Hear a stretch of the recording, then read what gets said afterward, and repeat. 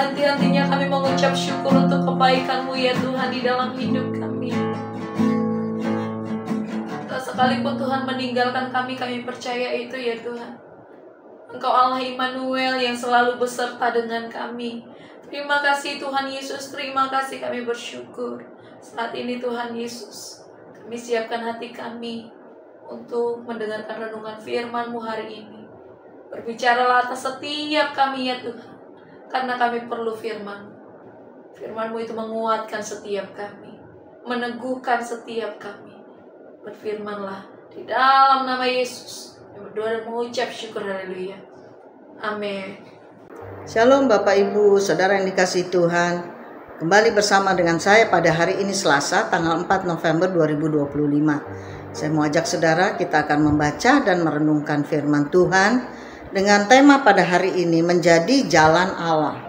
Saya berharap saudara membaca dari Injil Yohanes 21 ayat 15 sampai dengan 25 dan juga membaca dari Injil Yohanes pasal 9 sampai dengan pasal yang ke-10. Saya akan membacakan bagi saudara dari Yohanes 21 ayat 21 sampai 24, demikian firman Tuhan. Ketika Petrus melihat murid itu, ia berkata kepada Yesus, "Tuhan, apakah yang akan terjadi dengan dia ini?"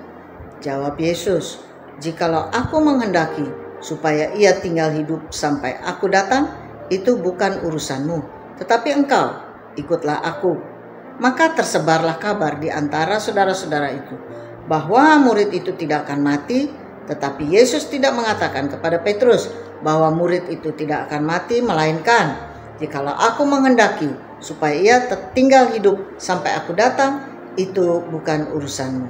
Dialah murid yang memberi kesaksian tentang semuanya ini dan yang telah menuliskannya, dan kita tahu bahwa kesaksiannya itu benar. Renungan kita pada hari ini saudara. Setelah kebangkitan Yesus, kisah dalam Yohanes 21 memperlihatkan momen yang sangat penting antara Yesus dan Petrus. 3 kali Yesus bertanya kepada Petrus, "Apakah engkau mengasihi aku?" Dan setiap kali Yesus meneguhkan panggilannya dengan kalimat, "Gembalakanlah domba-dombaku," yang tertera dalam ayat 15 sampai 17. Pertanyaan itu bukan sekadar menegur Petrus yang pernah menyangkalnya, melainkan meneguhkan kembali arah hidupnya untuk masuk dalam jalan Allah. Menjadi jalan Allah berarti hidup kita dipakai Tuhan sebagai sarana untuk melanjutkan kasih, kebenaran, dan kehendaknya di tengah dunia. Yesus menutup percakapan itu dengan panggilan sederhana namun mendalam. Dalam ayat 19, "Ikutlah aku." Renungan ini mengajak kita untuk melihat bagaimana orang percaya dapat benar-benar menjadi jalan Allah bagi orang lain. Bagaimana orang percaya bisa menjadi jalan Allah bagi orang lain? Yang pertama, mengasihi Kristus sebagai dasar untuk menjadi jalan Allah. Saudara dapat juga membaca dalam Matius 22 ayat yang ke-37. Yesus tidak bertanya kepada Petrus tentang kemampuan atau keberanian, melainkan tentang kasihnya.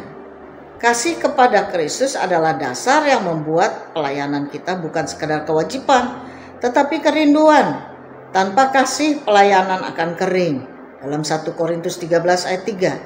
Dengan kasih kita mampu merangkul bahkan mereka yang sulit dikasihi.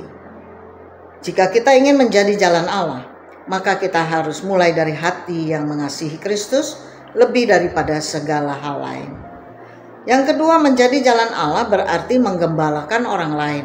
Dapat saudara baca juga dalam 1 Petrus 5 ayat 2-3. Yesus memerintahkan Petrus untuk menggembalakan domba-dombanya. Ini berbicara tentang merawat, menjaga, menuntun, dan memberi makan rohani kepada orang lain. Menggembalakan bukan hanya tugas pendeta atau pemimpin, tetapi panggilan setiap orang percaya untuk memperhatikan sesama. Menggembalakan bisa diwujudkan dengan memberi teladan hidup, mendoakan, dan menolong sesama dalam kebutuhan mereka. Kita dipanggil bukan hanya untuk mencari keselamatan pribadi, tetapi untuk menjadi alat Allah dalam membimbing orang lain mendekat kepada Kristus. Yang ketiga, menjadi jalan Allah melalui ketaatan mengikuti Kristus.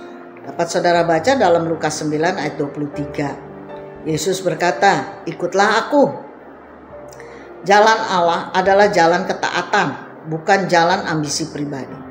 Mengikuti Kristus berarti siap berjalan di jalan salib, kadang penuh pengorbanan, tetapi berakhir dalam kemuliaan Allah. Petrus akhirnya mati sebagai martir karena tetap setia. Dapat saudara baca dalam Yohanes 21 ayat 18 sampai 19. Jalan Allah tidak selalu mudah, tetapi disitulah ada hidup yang sejati. Menjadi jalan Allah berarti kita rela taat meskipun jalan itu tidak sesuai rencana atau kenyamanan kita. Nah, hal keempat, menjadi jalan Allah berarti menyatakan Kristus kepada seluruh dunia. Dapat saudara baca dalam Matius 5 ayat 16. Yohanes menutup Injilnya dengan kesaksian, yaitu semua yang ditulis adalah untuk menyatakan siapa Yesus itu. Menjadi jalan Allah berarti hidup kita juga menjadi kesaksian nyata tentang Kristus. Dunia perlu melihat Injil melalui perbuatan baik kita. Hidup yang memancarkan terang akan menarik orang untuk memuliakan Bapa di surga. Kehidupan sehari-hari kita di rumah, pekerjaan, pelayanan adalah kitab terbuka yang dibaca orang lain. Nah, refleksi kita pada hari ini, saudara. Yesus memanggil kita bukan hanya untuk percaya, tetapi juga untuk menjadi jalan Allah, yaitu mengasihi Dia, mengembalakan sesama, taat mengikutinya, dan menyatakan Kristus kepada dunia. Seperti Petrus yang dipulihkan dan diteguhkan kembali, kita pun dipanggil untuk hidup dalam kasih dan ketaatan. Ketika kita menjadi jalan Allah, dunia dapat melihat kasih Kristus yang hidup melalui kita, dan banyak orang akan dituntun untuk mengenal Dia. Demikian firman Tuhan dan perenungan pada hari ini. Saudara, mari kita berdoa. Allah Bapa di sorga, dalam nama Tuhan Yesus Kristus, kami bersyukur, berterima kasih Tuhan, bahwa Engkau telah memanggil kami untuk melayani orang lain, supaya melalui hidup kami orang lain bisa melihat Engkau dalam diri kami. Terima kasih Bapa, kami serahkan sepanjang hari ini dalam tangan kuasa-Mu, dan nama-Mu saja yang dipermuliakan. Di dalam nama Yesus Kristus, kami berdoa dan bersyukur kepadamu. Haleluya. Amin.